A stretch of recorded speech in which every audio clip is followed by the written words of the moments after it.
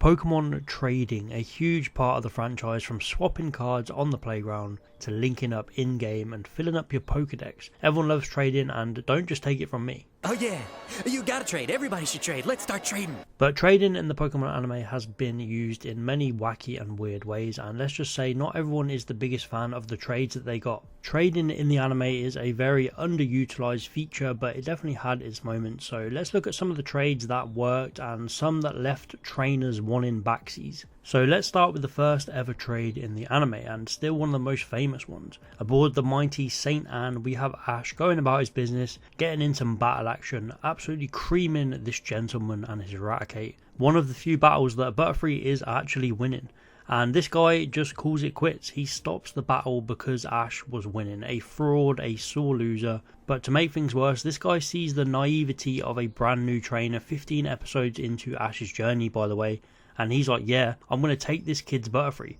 Offers him the swap, even with Ash doubting it. Unsure of himself, he just keeps talking about how trading and friendship brings everyone together. All this baloney to make Ash accept the trade. And my man Brock doesn't help in this situation. He's simping over this pretty woman who's with the gentleman. It's almost as if this guy is a literal con artist and set this whole ordeal up. But it does make for a hilarious moment where Brock just agrees with everything the woman says. This scene always makes me laugh. So Ash of course makes the trade, giving away his prize Pokemon, his first ever capture, his beloved friend, and he immediately regrets it. It shows the fun of trading, but mainly highlights the dangers of letting go of a friend. It was a great showcase of how trading can sometimes be something to avoid if you have a close attachment to the Pokemon that you're going to trade, and you have all their memories. He only did it because he was convinced by this dude who seemed to like trading so much. But luckily Ash manages to get Butterfree in time before the ship capsizes. But this is the first trade in the anime, and a great example of how you can't just trade for the sake of it. The disappointment on Ash's face when he brings out that Raticate. This trade was a straight up scam.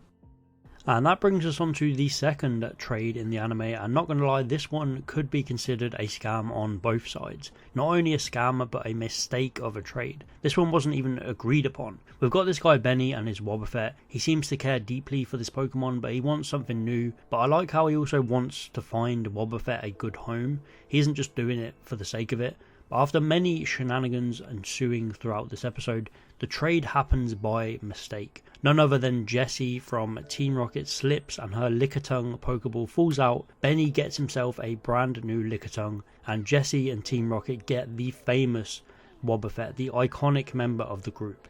Is this a scam? Who has actually got the worst part of the deal here? I mean, Wobbuffet is definitely useless for a lot of the series, letting itself out, screaming its name all the time during the mottos. It's not much of a battler. It definitely clutches up when Team Rocket remember that it can actually use cool moves like Miracle and Counter, but half the time they don't even use it. It just seems like a burden to them. It's just another Pokemon that they've taken in as one of their own, not for battling, but because they eventually come to share such a huge bond with it, and it becomes a integral part of Team Rocket. Obviously in the long run Wobbuffet isn't a scam because Jessie and the rest truly grow to love that big blue blob, but I mean it took a while. A lot of its early time with Team Rocket was just Jessie getting annoyed because it kept letting itself out. Benny on the other hand, I think you got scammed with Lickitung. Who knows, it could be a powerful thriving Licky by now, but let's be honest, Lickitung barely did anything for Team Rocket. It was a smart call to get rid of it and give us Wobbuffet, a marketable and more memorable Pokemon. So I'm going to say Benny was scammed here, but Jessie came away with a lifelong friend.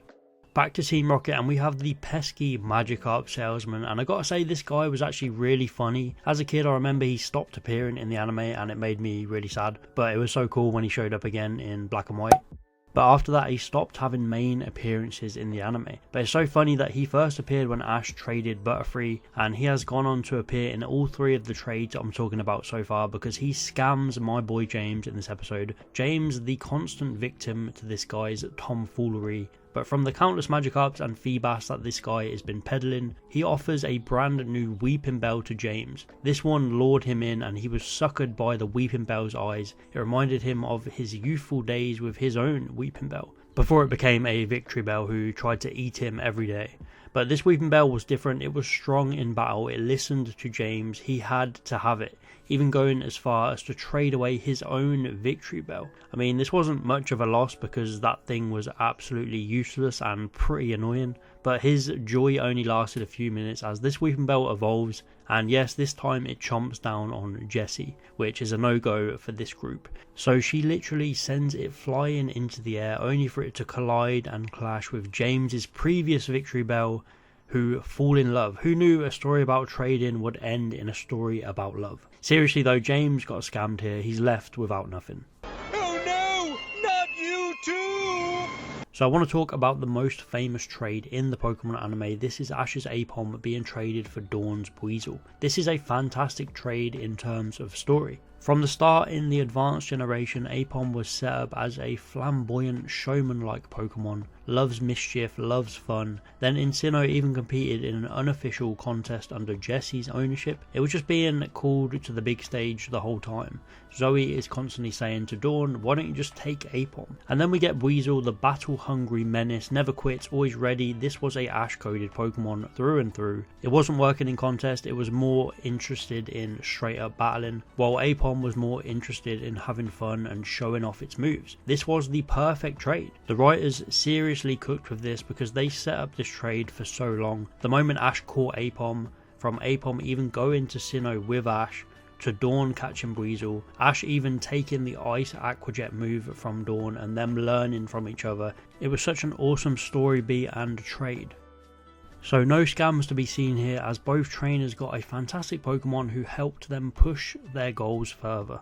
I just love the story of this trade. I guess the only drawback is that Dawn doesn't have Ambipom anymore. After everything, its love of contests, it had a even greater love, and that was the pinging of the Pong. Ping Pong is actually a great game, guys. I can't blame Ambipom, but I know this is a delicate subject, so let's just move on to more trades. So trading is actually quite scarce in the Pokemon anime, and it is a shame. I want to see more emotional trades like we got with Ash and Butterfree. I think because the anime is so tied to having a set 6 Pokemon, we don't really like giving away our core members. They usually just go to train so they later come back, whereas if they were traded they would never come back again. I guess Chimchar is a very interesting one in this topic, as it wasn't a trade. Ash just picked it up right after Paul released it. Paul definitely got scammed in that department, but it wasn't a trade. There's no way Paul would ever consider making a trade with Ash. Most of the other trades we see in the anime are all pretty positive additions. They are to show off the gimmick and the Pokemon. I really like the trade in Black and White where Bianca trades with Juniper and they trade Shelmet for Carablast. They make the trade to get the Pokemon to evolve so they can test out the new evolutions, and it was a heavy research task for Juniper to see how these Pokemon differ when they evolve. Very cool episode and definitely not a scam, as these two got some great Pokemon who they went on to bond with. And even Bianca went on to use Escavalier in the Unova League. And it's similar to Jessie in XY where she ends up trading her Pumpkaboo to this Count dude, but it wasn't really her choice. She was trying to help out her Pumpkaboo. I don't think she ever had selfish goals about trading it away, well, other than the fact of trying to get Ash's Pikachu, of course. But in the end she does end up getting it back, and this whole switcheroo was just a way to get Pumpkaboo to evolve into Gourgeist. But Jessie was so happy to get it back, and it definitely wasn't a scam. It would have been if the Count guy kept Gourgeist and Jessie never got it back. And finally, Journeys was a weird one because Go has like a million Pokemon. If you want to do some trades, now would be the time. Go ends up trading his second Pinsir because yes, Go used to catch multiple of the same Pokemon, and he trades this for a Heracross, which was fine. Go has that many Pokemon, it's really hard to tell how close he is to them. So no scams here. Go got a cool new Pokemon and this crazy bug girl got another bug. But that's really it for Pokemon trades. A few scams early on. Do not trust elderly gentlemen in tuxedos who offer to trade you their Raticates. But I do love the trading mechanic. I really wish it was utilised more in the anime. We have 9 listed trades in the entire anime, and only 7 of them are actually main characters. So I'd love to see trading touched upon again in the future. After all, we have to remember the wise words of a certain man. Oh yeah, you gotta trade. Everybody should trade. Let's start trading.